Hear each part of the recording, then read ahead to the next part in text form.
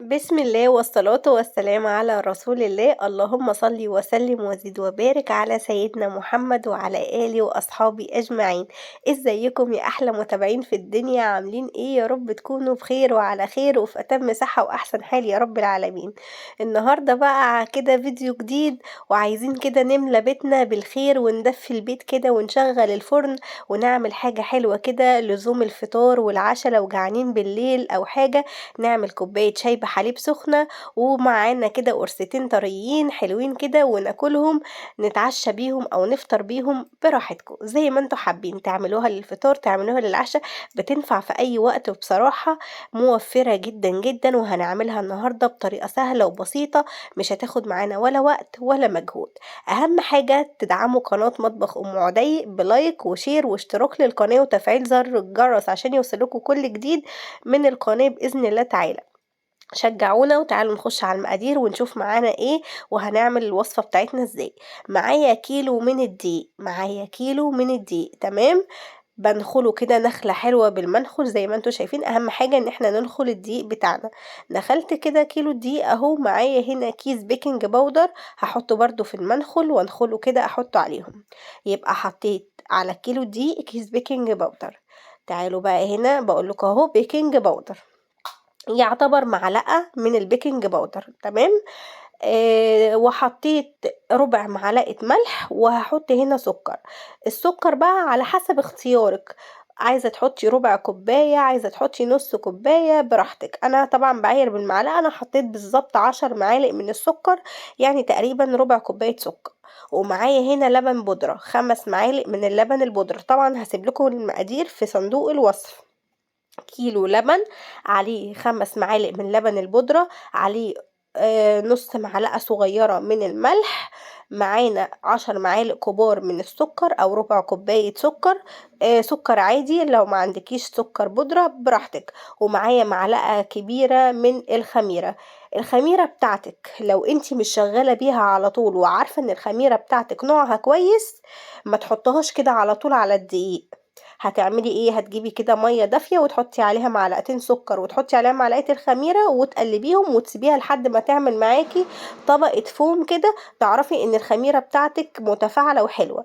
لكن انا الخميره بتاعتي علشان بستخدمها دايما وعارفه ان هي نوعها نضيف وشغاله معايا، فحطيت المواد الجافه كلها على بعض، وقلبت المواد الجافة اللي هي الدقيق على البيكنج باودر على الملح على السكر على اللبن البودرة على الخميرة، قلبتهم كلهم في قلب بعض. ومعايا كوباية كبيرة من السمنة، تقدري تخليها نصها سمنة ونصها زيت، 3/4 سمنة وربعها زيت، تقدري تخليها كلها سمنة، تقدري تخليها كلها زيت. انا بالنسبة لي واخدة 3/4 سمنة والربع زيت، تمام كده. يبقى انا اللي انا مستخدماه 3/4 كوباية سمنة وعليها ربع كوباية من الزيت. وابتدي بقى ابس الدقيق بتاعي كويس كده وافركه حلو كده لحد ما الدقيق بتاعي يتشرب السمنة بتاعتي والمادة الدهنية. البس اللي هو ايه يا جماعة، ان احنا نشرب الدقيق بتاعنا المادة الدهنية اللي احنا حطيناها، سواء سمنة او زيت او اي حاجة احنا استخدمناها، سمنة زبدة اللي انت عايزاه. خلاص كده بسيت بقى الدقيق بتاعي. معايا كوباية من الزبادي زي ما انتوا شايفين. جبت بقى اللبن بتاعي طبعا ده انا كنت غلياه وبخيره، يعني بصوا القشطه اللي نازله منه. حطيت كده كوبايه اهي، انا هستخدم طبعا بالظبط من الكوبايه ديت المعياريه اللي انا مستخدماها، كوبايتين وربع من اللبن، لان الكوبايه اللي معايا دي مج كبير، يعني مش المج العادي، لا المج ده كبير شويه. حطيت زي ما انتوا شايفين كده كوباية، وحسيت ان انا محتاجة تاني، رحت نازلة بالكوباية التانية وهبتدي كده اعجن بايديا. طبعا انت لو عندك عجان هيسهل عليكي الموضوع، وهيبقى الموضوع معاكي سهل جدا وبسيط. ولكن الناس اللي ما عندهاش عجان هتعمل ايه؟ مش هتاكل قرص ومش هتعمل عجين في بيتها يعني وتدفي بيتها وتولع الفرن كده وتخلي كده البيت بتاعها هيبقى متدفي، لا. هنعجن كده زي أمهاتنا وأجدادنا زمان بإيدينا، ما كانش فيه ولا عجان ولا كان فيه أي حاجة، بيجيبوا كده كروان عجين ويقعدوا يعجنوا كده بإيديهم، كان ربنا مديهم الصحة وربنا مبارك لهم في صحتهم. ربنا يا رب يبارك لنا ويبارك لكم يا رب في صحتكم، وكده يقوينا ويقويكم بإذن الله، وكل واحد نفسه في حاجة يجيبها ويعملها. أنا نفسي إن شاء الله أجيب عجان، ادعوا لي بإذن الله ربنا يكرمني وأجيبه، ونفسي برضه أجيب غسالة أطباق، في حاجات كتيرة قوي، بس إحنا بنحلم، علينا إن إحنا نحلم ونقول يا رب، وربنا إن شاء الله هيكرمنا وهيدينا كل حاجة إحنا عايزينها.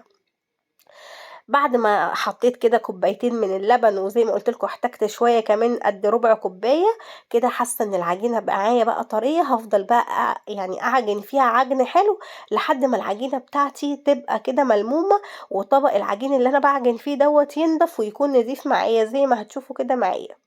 اعجني، أهم حاجة في المرحلة بتاعة العجن إن إحنا نعجن كويس جدًا، جدًا، علشان تاخدي القرصة هشة وطرية وما تبقاش مكتومة منِّك وتبقى جميلة وحلوة أوي. بجد طريقة سهلة جدًا وبسيطة وهتعجبكم.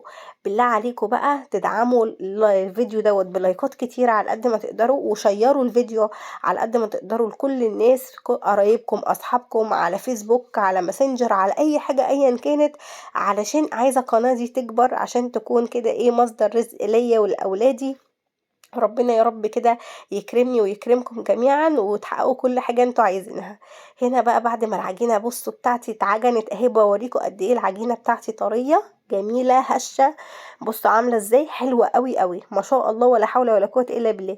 وعايزة أقول لكم من أسرار نجاح العجين، طول ما أنا واقفة باعجن باصلّي على النبي كتير وباستغفر كتير وباذكر ربنا كتير. أول حاجة تحسّوا إن الأكل بتاعي فيه بركة، ربنا بيبارك فيه، بيبقى طعمه جميل، بصراحة بتبقى حاجة جميلة أوي وأنتِ واقفة شغّالة بتذكري ربنا، بتاخدي حسنات ربنا بيبارك في الحاجة اللي أنتِ بتعمليها. باقول لكم بقى أنا غطيتها وهاسيبها تخمر خالص براحتها، وباقول لكم اعملوا لايكات للفيديو، أول ما العجينة تخمر هارجع معاكم تاني على طول عشان نشكّلها. هنا بقى العجينة بتاعتي زي ما أنتم شايفين أهي، بعد ما اتخمرت كده واختمرت بقت جميلة، بُصّوا بسم الله ما شاء الله الحجم بتاعها اتضاعف جامد، حلو أوي، بُصّوا حاجة كده حلوة جدًا، حجمها كده اتضاعف وبقت جميلة. نجيب بقى المفرش السيليكون علشان بقى نبتدي نشكل القرص بتاعتنا، وتعالوا أقول لكم طريقة سهلة جدًا، جدًا، عشان ما تاخدش معانا وقت في التشكيل. الطريقة العادية المعتادة اللي إحنا بنعملها إن إحنا بنقطّع العجين كِوَر صغيّرة كده على قد حجم البيضة مثلًا، وبنحطها وبنغطّيها ونسيبها تخمر، وبنرجع بقى نفرد الكورة اللي إحنا عملناها وبنسيبها تخمر تاني في الصينية. أنا بالطريقة دي بأنجز وقت بصراحة علشان الجو ساقعة، وأنا عايزة أنجز نفسي عشان ما أقفش في المطبخ كتير، فباعمل باخد حتة عجينة زي ما أنتم شفتوني كده وحطيتها على المفرش السيليكون، وبابتدي كده بإيديّا أبطّطها وأفردها، وبعد كده هنجيب بقى، في القطّاعة بتاعة القرص، أو ما عندكيش زي حالاتي كده تجيبي بقى طبق اللي هو البولة بتاعة الرز بلبن، أو كوباية، وبالكعب بتاع الكوباية كده أو كعب الطبق البولة اللي هو بتاعة الرز بلبن، وتبتدي تقطّعيها كده، اديتِك شكل القرص أهو. أولًا يعني حجم القرصاية كلّها حجم واحد، تمام، ولا واحدة كبيرة ولا واحدة صغيرة، كلّها أخدت شكل واحد وتدويرة واحدة وحجم واحد، وما أخدتش معاكِ ولا وقت ولا مجهود واتشكّلت معاكِ حلو أوي. بارُص بقى كده في الصينية، باجيب صينية أو صاج اللي عندِك طبعًا، بترصي فيه كده بقى القرص بتاعتِك، وتسيبي بقى القرص دي تخمر مرّة كمان. تخلّصي بقى كل الكمية اللي معاكِ وتسيبيها تخمر، وبعد كده تدخّليها على الفرن. وآدي شكلها زي ما أنتم شايفين، شايفين كلّها شكل واحد، كلّها عاملة شبه بعض، متساوية جدًا. الطريقة التانية المعتادة اللي هي بتاعة أي حد بيعمل القرص الطرية، أهو بُصّوا بنقطّع العجينة كده بناخدها على شكل الكورة، حجم البيضة الصغيرة أو حجم الليمونة الكبيرة شوية كده، بُصّوا الحجم زي ما أنا عاملاه كده، وتبتدي بقى تقطّعيها كِوَر، كِوَر، كِوَر، كِوَر كده، وتسيبيها تخمر وتغطّيها وتسيبيها تخمر، وبعد كده تبتدي بأول كورة أنتِ عملتيها وتبتدي بقى تفرديها وتحطيها في الصينية. طبعًا أنا القرص اللي أنا باعملها النهارده باعملها سادة، تقدري تحشيها عجوة، تقدري تحشيها جبنة، تقدري تحشيها سكر على قرفة، تعملي كده خلطة سكر على قرفة وتحشي بيها القرص بتاعتِك، برضه بتبقى طعمها بصراحة حلو أوي بالقرفة، أو تعمليها بالعجوة زي ما قُلت لِك، تعمليها بالطريقة اللي تعجبِك والحشوة اللي أنتِ عايزاها واللي أنتِ تحبيه، تمام، بس إحنا في البيت بنحب ناكلها سادة، فأنا باحب أعملها سادة، بالطريقة دي زي ما أنتِ شايفة كده باشكّلها بقى، بابطّطها كده برضه بتبقى مدوّرة وخلاص على كده، بس بقى أنا باحس إن هي بتاخد معايا وقت أطول ماشي ومجهود أكبر، زي ما أنا قُلت لكم أنا عايزة أنجز نَفْسي مش عاوزة أطوّل في الوقفة وكدهوّة، علشان طبعًا عندي ولادي كانوا بيذاكروا عايزينّي إن أنا أقعد معاهم أذاكر لهم وكده، فكنت عاوزة أنجز نفسي سريع، سريع، فكنت باخد كده حتّة عجينة كبيرة حلوة كده أعملها دايرة كبيرة وأروح حاطّاها على المفرش وابتدي كده بكَف إيديّا أبطّط لو عندِك الفرّادة بتاعة العجين أو النشّابة بتفردي برضه بيها براحتِك يعني زي ما اللي عندِك، أنا شغّالة بإيديّا يعني عايزة أقول لكم باعمل كل حاجة بإيديّا، بابطّط كده بإيديّا زي ما قُلت لكم كده بالكعب بتاع الكوباية عشان اللي ما عندهوش قطّاعة يعمل بالكعب بتاع الكوباية كدهوّة زي ما قُلت لكم أو بطبق اللي هو بتاع الرز بلبن دوّة، تقطّعي كده القرص بتاعتِك كلّها زي ما قُلت لِك هتاخد شكل واحد وحجم واحد، بُصّوا شكلها يعني بيتكلّم عن نَفْسه. التسوية بقى بتدخّليها طبعًا عايزة أقول لكم إن إحنا زي ما قُلت لكم بعد ما بتخلّصيها بترصيها في الصواني وتسيبي الصواني كده حوالي ربع ساعة تخمر خُمر تاني فاهمين، قبل ما تدخّلوها الفرن. ولمّا تيجي تدخّليها الفرن بتدخّليها على الفرن اللي تكون درجة حرارته 180 درجة على الرف الوسطاني، ما بتاخدش معاكِ مدة طويلة في الفرن من 10 دقايق ل15 دقيقة، وبتطلع معاكِ لونها حلو جدًا من فوق ومن تحت واخدة لون جميل، شايفين بقى كده أنا باحاول إن أنا أركّز معاكم وأوريكم كل حاجة خطوة، خطوة. ادعمونا بقى بلايكات للفيديو كده وشجعونا. دي طريقة القرص الطرية الفلاحي بتكاتها بكل حاجة فيها بمقاديرها المظبوطة. بصوا بقى الجمال والحلاوة، دي كده كانت آخر قطعة عجين اهي كده بكون خلصت الكمية بتاعتي كلها اللي في البولة. ما شاء الله كيلو الدقيق رمى معايا كمية محترمة، رمى معايا كمية معتبرة يعني، تستاهل بُقّكم يعني. عايزة بقى أقول لكم بقى إيه، عايزة أقول لكم وهي طعمها طالعة من الفرن طعمها جميل جدًا، جدًا، باحب آكلها جدًا وهي سخنة مع كوباية شاي بلبن، يا سلام! بُصّوا بتبقى حاجة كده جميلة جدًا في الجو الساقعة ده بصراحة بتدفّي.